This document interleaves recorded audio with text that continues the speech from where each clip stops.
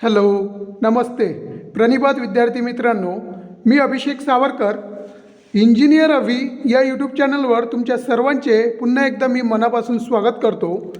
जर तुम्हाला solar इंडस्ट्रीजमध्ये job करायचा असेल आणि त्यासाठी तुमचा इंटरव्ह्यू कंडक्ट करत असेल HR किंवा मॅनेजर, तर त्यासाठी तुम्ही कोणते क्वेश्चनची तयारी करायला पाहिजे किंवा कोणते क्वेश्चन तुम्ही पूर्ण करायला पाहिजेत किंवा प्रिपरेशन करायला पाहिजेत, तर त्या सर्व क्वेश्चनची आज आपण माहिती घेऊयात आणि तुम्हाला त्याचं डिटेल्स एक्सप्लेनेशनसुद्धा सांगणार आहेत। तर यामध्ये सर्वात पहिला प्रश्न जो असू शकते म्हणजे हे यातला कोणताही क्वेश्चन रँडमली तुम्हाला विचारू शकते।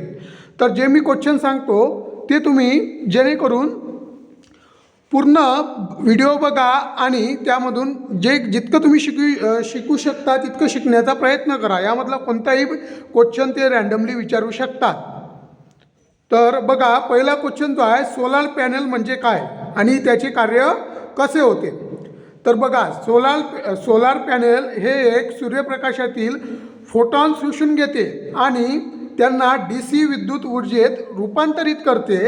त्यामध्ये सिलिकॉन सेलचा वापर केला जातो जे फोटोवोल्टेइक इफेक्टवर काम करतात। म्हणजे यावरून आपण काय निष्कर्ष काढू शकतो, जे सोलार पॅनल आहेत ते डायरेक्ट करंट तयार करतात, म्हणजे अल्टरनेटिंग करंट तयार करत नाहीत आणि डायरेक्ट करंट तयार करतात। त्यामुळे आपल्याला सोलार कंपनीमध्ये किंवा इंडस्ट्रीमध्ये इन्व्हर्टर बसवणं आवश्यक असतात। यावरून हे समजलं आपल्याला आणि त्याचं कामसुद्धा दिलेलं आहे। ते सूर्यप्रकाशातील फोटॉन सोडून घेतात, शोषून घेतात आणि त्यांना DC विद्युत ऊर्जेत रूपांतरित करतात।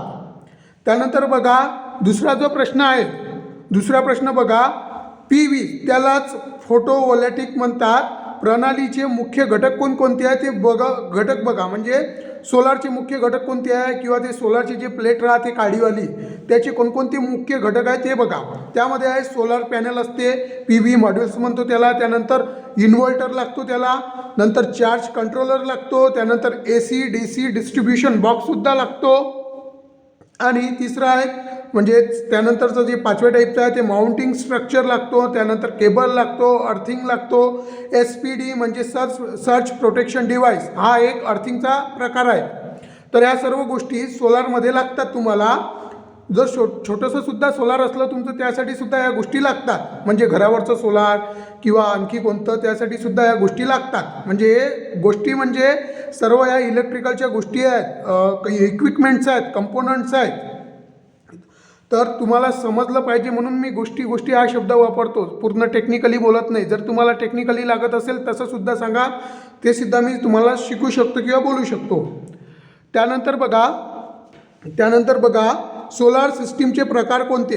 तर यामध्ये सोलार सिस्टीमचे भरपूर काही प्रकार असतात, ते पाहायचे आहेत आपल्याला। सोलार सिस्टीमचे प्रकार आहेत, ते प्रकारसुद्धा आपल्याला पाहायचे आहेत। ते प्रकार बघा, सोलार सिस्टीमचे पहिला प्रकार आहे ग्रीड टाईड सिस्टीम।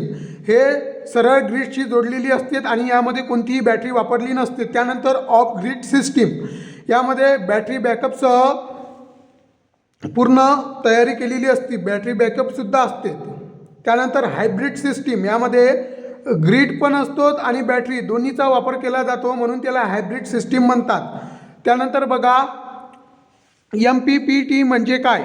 MPPT म्हणजे काय, यालाच आपण असा क्वेश्चन येऊ शकते तुम्हाला, tell me long form of MPPT, म्हणजे याचा तुम्हाला लॉंग फॉर्मसुद्धा माहीत असला पाहिजे आणि त्यानंतर त्याचं कामसुद्धा माहीत असलं पाहिजे। तर बघा, MPPT म्हणजे मॅक्झिमम पॉवर पॉईंट ट्रॅकिंग ही तंत्रज्ञान आधारित पद्धत आहे, जी सोलार पॅनलमधून जास्तीत जास्त पॉवर मिळावी यासाठी सतत व्होल्टेज आणि करंट समायोजित करते। यामुळे सिस्टीमची जी कार्यक्षमता आहे ते 20 ते 30% वाढते।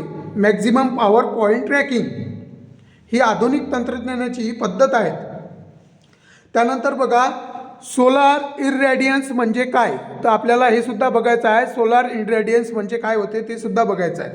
तर बघा, सूर्याकडून प्रति युनिट क्षेत्रावर पडणारी ऊर्जा वॅट पर मीटर स्क्वेअरमध्ये मोजली जाते आणि तिला सोलार इररेडियन्स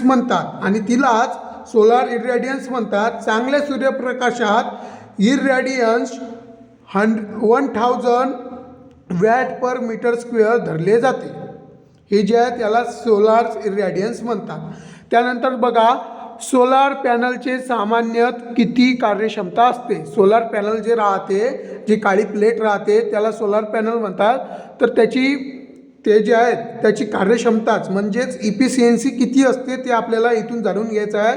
तर बघा, लक्ष द्या, चांगल्या गुणवत्तेच्या मॉड्यूलची कार्यक्षमता साधारण 18 ते 22% असते आणि मोनोक्रिस्टलाइन मॉड्यूलची कार्यक्षमता पॉरोक्रिस्टलाइनपेक्षा जास्त असते. आता हे मोनोक्रिस्टल आणि पॉलिक्रिस्टलाइन काय आहे तर ते सुद्धा सांगतो तुम्हाला.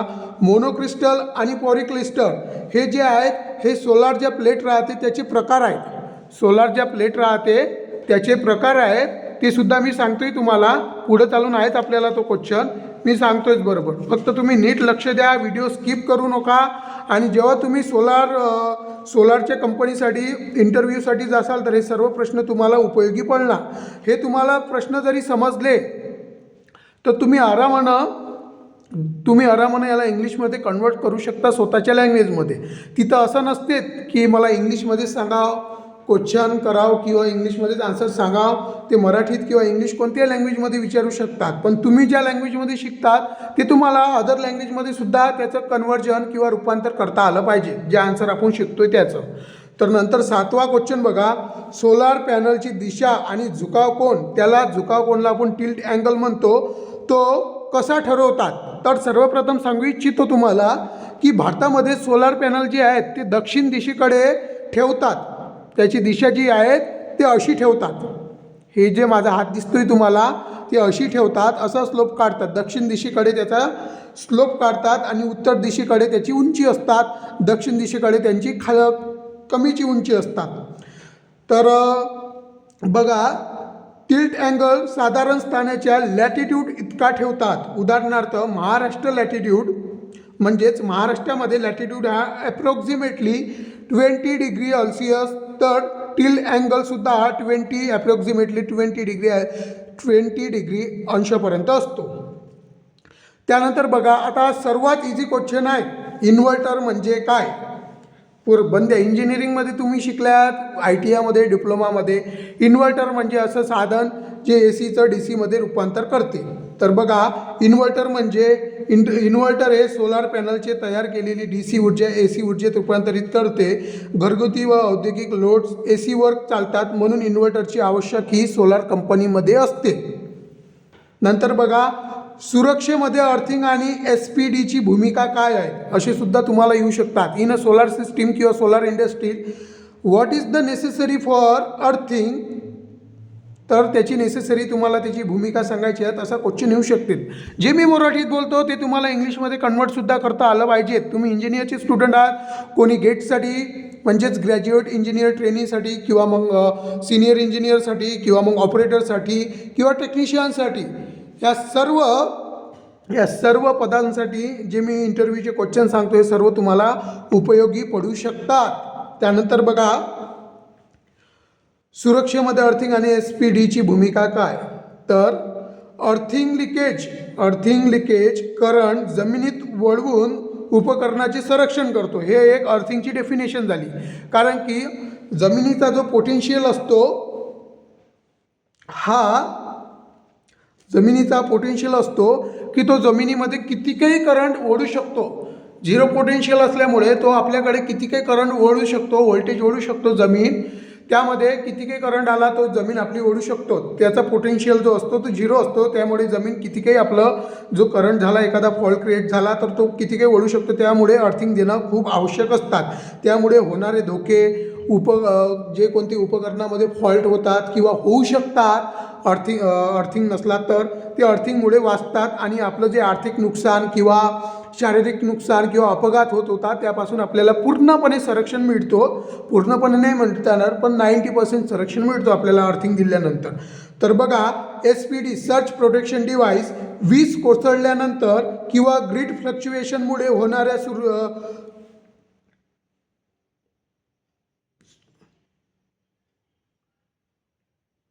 होणाऱ्या सूर्यापासून सिस्टीमचे संरक्षण करतात. SPD जे आहे, जर वरतून वातावरण जर चांगलं नसलं किंवा वीज पडली पावसाळ्यात वगैरे, तर त्यासाठी सर्ज प्रोटेक्शन डिव्हाइस लावतात.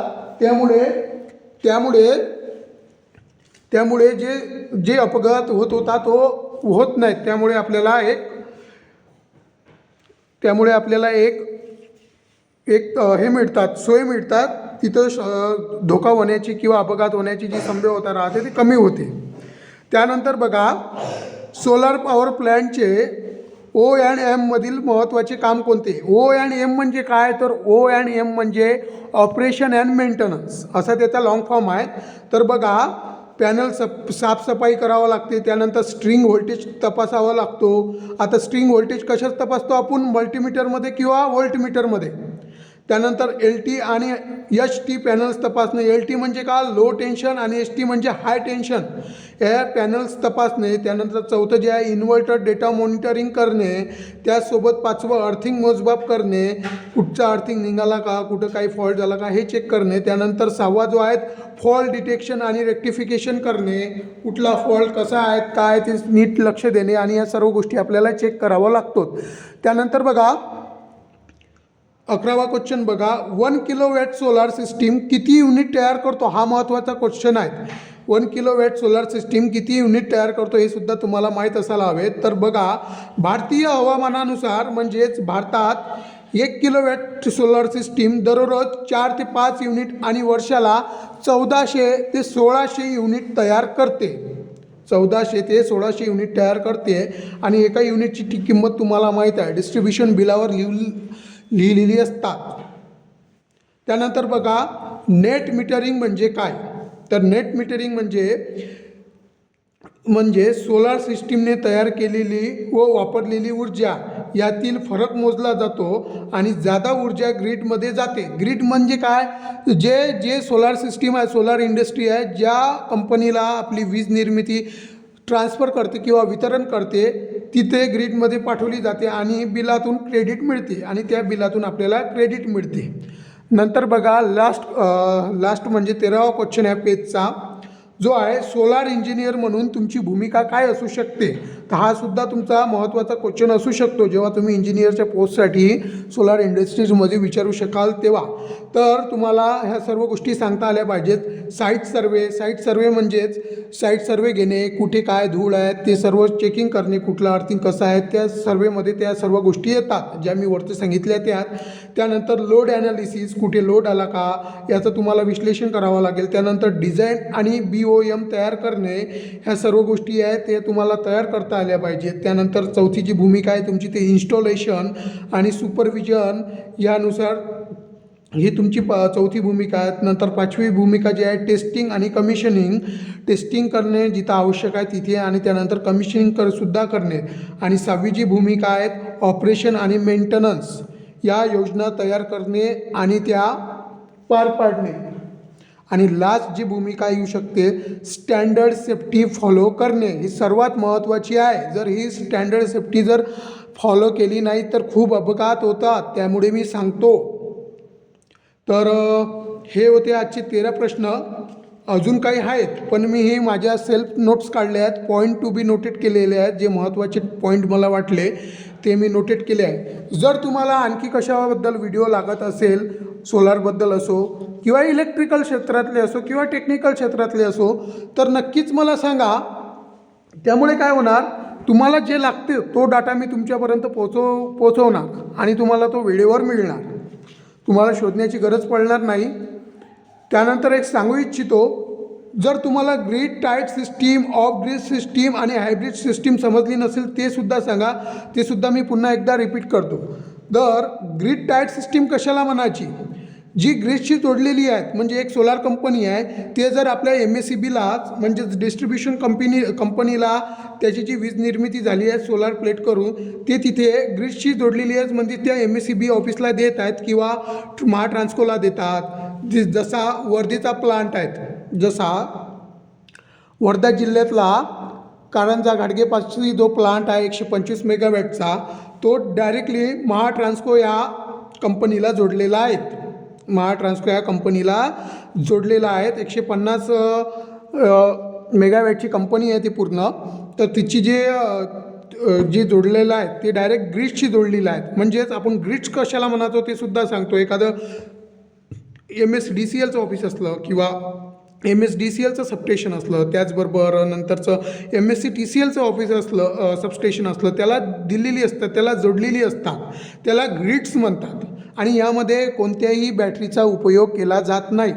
आणि त्यानंतर जे आहेत ऑफ ग्रीड सिस्टीम, म्हणजे ऑफ ग्रीडमध्ये काय असतो, यामध्ये बॅटरी बॅकअपचा वापर केलेला असतो. म्हणजे यामध्ये ग्रीडशी जोडलेली नसतात आणि यामध्ये फक्त बॅटरी असतात, त्याला बॅकअपसह जोडलेले असतात. आणि हायब्रिड सिस्टीम जे आहेत, हायब्रिड सिस्टीम अशी असते की त्यामध्ये ग्रीडसुद्धा जोडलेले असतात, ग्रीडशीसुद्धा तुमची इलेक्ट्रिकल एनर्जी जोडलेली असतात जे तयार होते ते, आणि बॅटरीसुद्धा लावलेली असतात. त्या सोलार इंडस्ट्रीमध्ये किंवा कंपनीमध्ये बॅटरीसुद्धा जोडलेली असतात. म्हणजे ग्रीडशीसुद्धा एनर्जी ते प्रोव्हाइड करते, ग्रीडलासुद्धा एनर्जी प्रोव्हाइड करते सोलार कंपनी, आणि बॅटरीमध्ये सुद्धा साठवून ठेवते. यालाच हायब्रिड सिस्टीम म्हणतात, यालाच हायब्रिड सिस्टीम म्हणतात. तर आशा करतो तुम्हाला जे 13-14 क्वेश्चन सांगितले ते समजले असणार. जर आणखी कोणती तुमची क्वारीज असलीत किंवा आणखी कोणत्या तुमच्या दुसऱ्या घटकावर जर तुम्हाला व्हिडिओ लागत असेल तर नक्कीच मला सांगा, मी तुमच्यापर्यंत नक्कीच व्हिडिओ पोचेल. तर व्हिडिओ आपण नेक्स्ट व्हिडिओमध्ये, आणि तो कशाचा लागेल ते सुद्धा मला सांगा, मी नक्कीच त्यावर बनवणार. व्हिडिओ आवडल्यास लाईक, शेअर, कमेंट करा. नाही आवडला ते सुद्धा सांगा. आणि नक्कीच मला आशा आहेत जर माझ्या व्हिडिओमधून तुम्ही चुका पकडल्या असेल तर त्या नक्कीच मला कमेंट्समध्ये टाका. मी तुम्हाला चॅलेंज करतो मग की माझ्या चुका तुम्ही पकडा आणि मला कमेंट्समध्ये सांगा. थँक्यू.